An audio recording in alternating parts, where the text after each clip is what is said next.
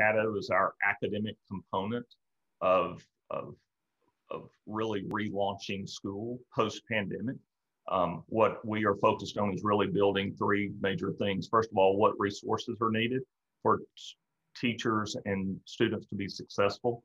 Then also, what time can we provide, additional time that we can provide students, especially this summer and before school starts, in order to close achievement gaps. And last thing is, what can we do to build expertise? So our plan is really focused on the spring, ensuring that we have all the data pieces needed in order then to build quality instruction or quality training this summer, that then will lead to student plans that will then lead to 10 days or more of instruction this summer to be able to just provide an acceleration for students to be able to enter our campuses again this fall. And 1 second here, I'm just gonna switch the view. Okay, and so tell me, so this is to help students who are falling behind, correct? Yes, what we're really wanting to do is, we know that it doesn't matter what school, what zip code, what economic level that you're at, you are impacted over this past year because of COVID-19.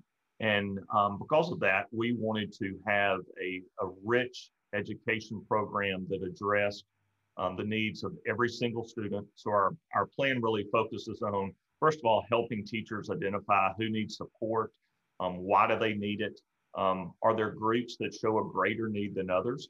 And then based upon that, we will build plans for each student so that our work this summer with them is really focused, prescriptive, intentional, so that we are truly making the greatest gains with students. And when coming up with this plan, did you guys see like a huge percentage of students needing that extra help or falling behind? Yes, Caddo Parish is just like EBR, it's just like Jefferson, it's just like many of the large urban districts in Louisiana, as well as across the nation. Our students were impacted. Many of them participated in virtual instruction, but many found that that was a gigantic struggle. And so, because we know that we had lost learning, as well as we had students just disengaged, we also had students burdened, just like all of us were burdened by COVID, how it impacted us emotionally and socially. Our students were impacted by that as well. And so a part of our program with Accelerate Caddo is not only to ensure that we're creating those instructional supports, but we're also providing those social emotional supports. So we're building curriculum and training this summer in order to be able to ensure that we're closing those opportunities for students. And I see that it's going through the summer. Or the summer, are you confident that all students will be able to participate since it is in the summer? Yeah, great question. Now, that was one that was raised last night. How are we going to ensure that the kids, because this is optional, of course, we're not mandating everyone return to school this summer, but we certainly want to give every child the opportunity.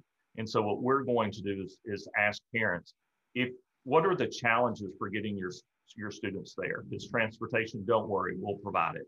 If it's food nutrition, don't worry, we'll make sure that we're providing breakfast as well as lunch. Are you worried about who will provide the instruction? Don't worry, it's going to be the teachers from your school. Your kids are already going to have a relationship with them. So we're going to work aggressively to make sure that parents understand, wait, this is not summer school. This is not summer remediation. Your child's not failing.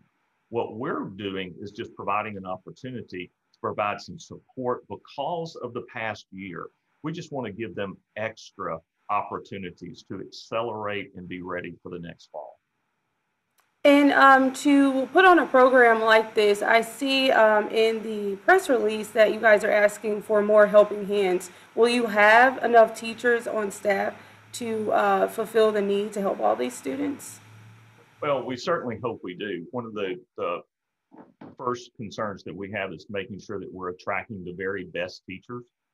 We're increasing the daily or the hourly rate of pay from $25 an hour that teachers typically receive in the summer to $40 an hour. So we know that that's going to provide some financial incentive, but we also are going to provide training this summer so that we're just not asking teachers to begin work with students. We're going to provide training and actually pay them to come to this training. We're also going to ensure that all of the other supports like paraprofessionals, office clerk, leadership, those teams will be in the schools with those teachers so that this truly will be something that is going to be impactful, but also something that's going to be motivating for that teacher to want to come back and work with students.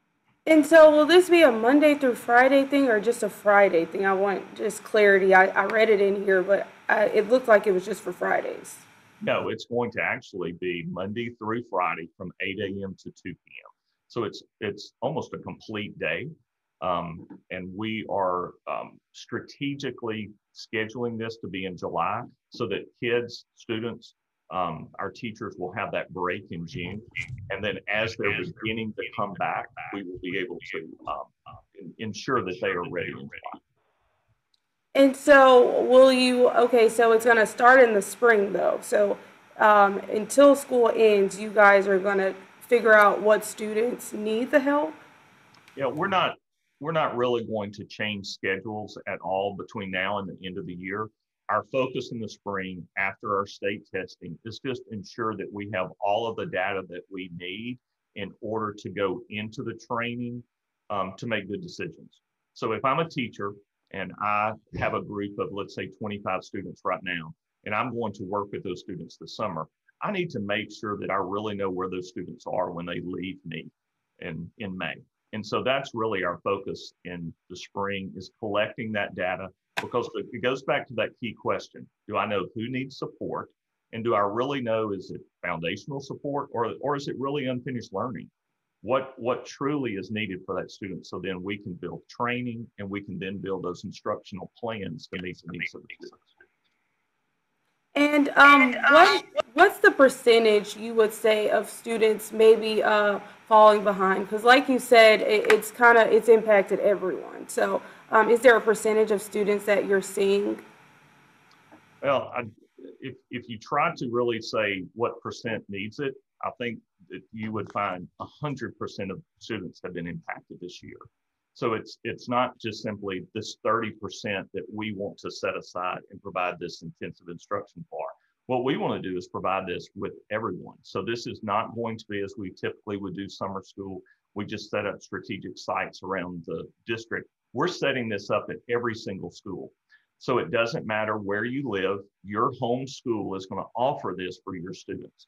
So you could be that student who's an honor student who's taking advanced courses, dual credit with colleges. Guess what? There are going to be opportunities for you this summer.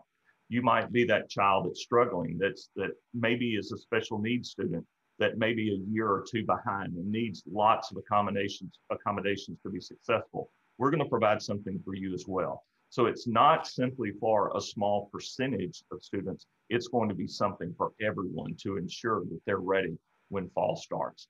And we're also wanting to make sure everybody understands, Taylor, that this summer program, our spring program, is not going to fix the great need. We're going to be able to begin a pathway to be able to attack all of the problems that were associated with COVID-19. This is not going to be fixed this summer. It's not going to be fixed in the fall. We are beginning the journey to ensure that every kid is back on track of learning what they need to learn and can be successful. And so basically what sparked the program is that you guys saw a greater need. And were you hearing anything from parents who may have had to work with their children virtually and are like, hey, look, I tried my best, but I feel like my child is usually an A student, but now I'm seeing a difference in their grades? Yes. One of the things we've noticed is Teacher Appreciation Week was just this past week.